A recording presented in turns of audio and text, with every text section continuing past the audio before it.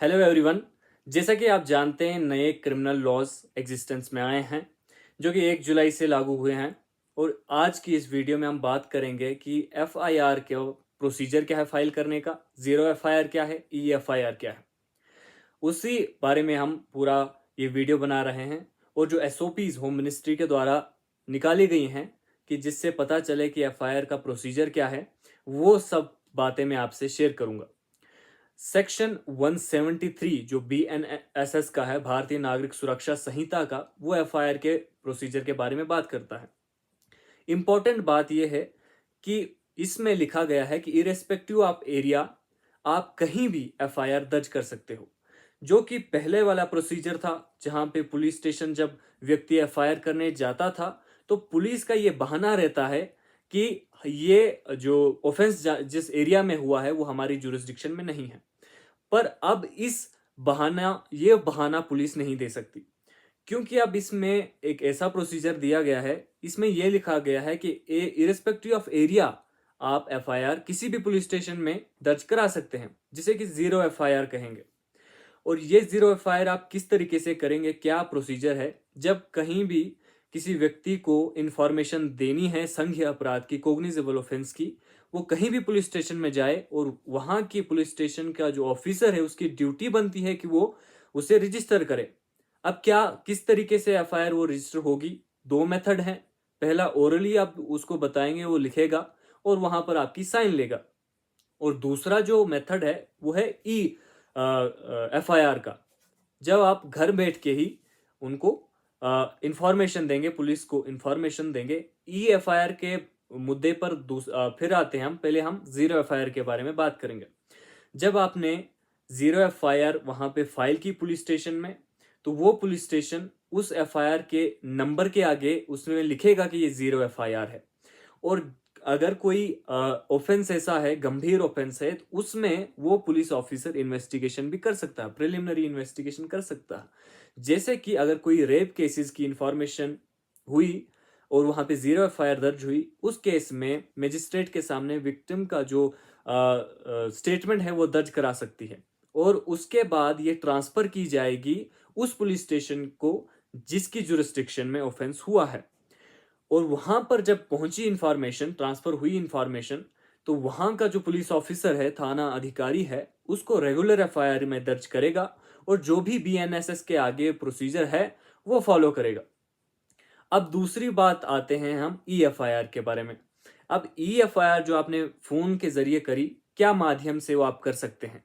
तो इसमें एसओपी जो होम मिनिस्ट्री के द्वारा निकाली गई हैं उसमें लिखा गया है कि इसमें जो स्टेट के डिपार्टमेंट होंगे, पुलिस डिपार्टमेंट, वो अपनी कोई पोर्टल बनाएंगे, वेबसाइट बनेगा, या जैसा भी ईमेल हो या व्हाट्सएप के जरिए कम्युनिकेशन उनके साथ करें और इंफॉर्मेशन दे सकते हैं। ये हर स्टेट में अपनी जो पुलिस है वो निकालेगी। और जब आपने ईएफआईआर दर्ज करी माध्यम से, ईमेल के माध्यम से या वेब पोर्टल के माध्यम से, तब उसमें आपको 3 दिन के अंदर पुलिस स्टेशन जाना है और वहां पे सिग्नेचर करनी है। तब जाके आपकी केस की आगे प्रोसीडिंग होगी।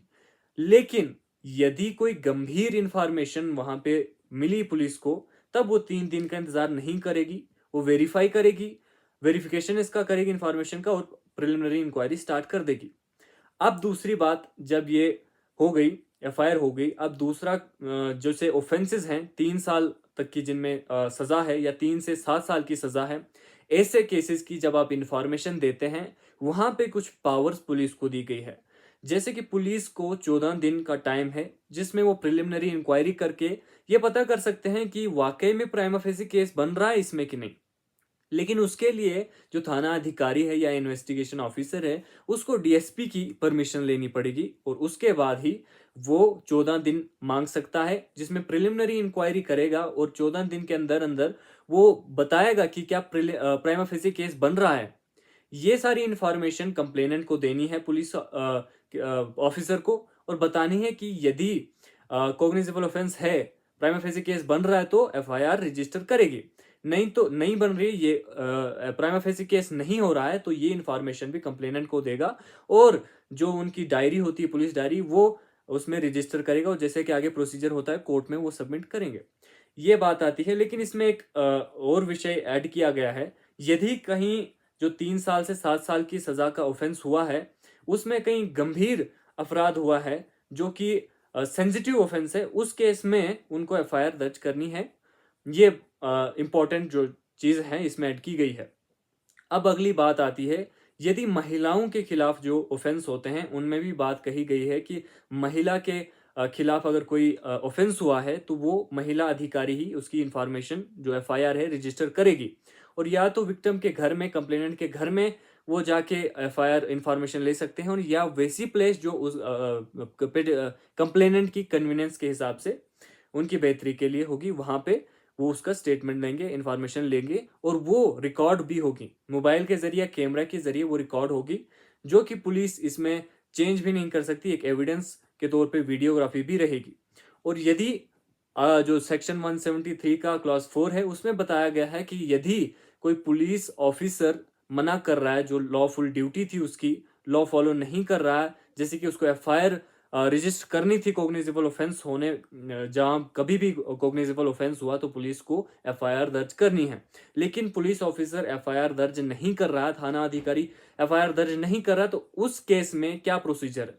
उस केस में वही इंफॉर्मेशन आप एसएसपी को दे सकते हैं, और एसएसपी के पास ये पावर है कि खुद वो इन्वेस्टिगेशन एज ऑफिसर वो केस को फॉलो करे, या तो ऑर्डर दे उस थाना अधिकारी को कि आप इसमें एफआईआर रजिस्टर करो।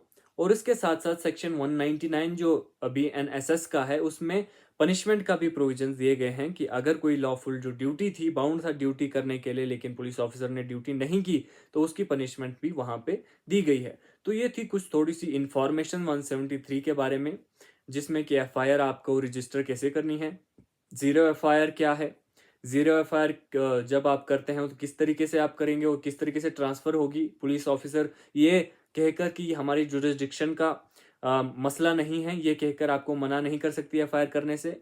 और दूसरी बात, जो ई एफआईआर है, उसमें किस तरीके से आपको सिग्नेचर वगैरह करनी है, तो 3 दिनों में आपको पुलिस स्टेशन जाना होगा। ये सारी प्रोसीजर भी आपको मैंने बताया। और उसके साथ साथ ये भी बताया कि जो वुमेन्स को रिलेटेड ऑफेंसेस है, उनमें किस तरीके से इंफॉर्मेशन लेनी है, सिर्फ वुमेन ऑफिसर उसमें होगी जो इंफॉर्मेशन लेगी, और जो अगर एफआईआर नहीं की गई है तो उस केस में क्या होगा, वो सारी बातें भी 173 में बताई गई है। वीडियो देखने के लिए धन्यवाद।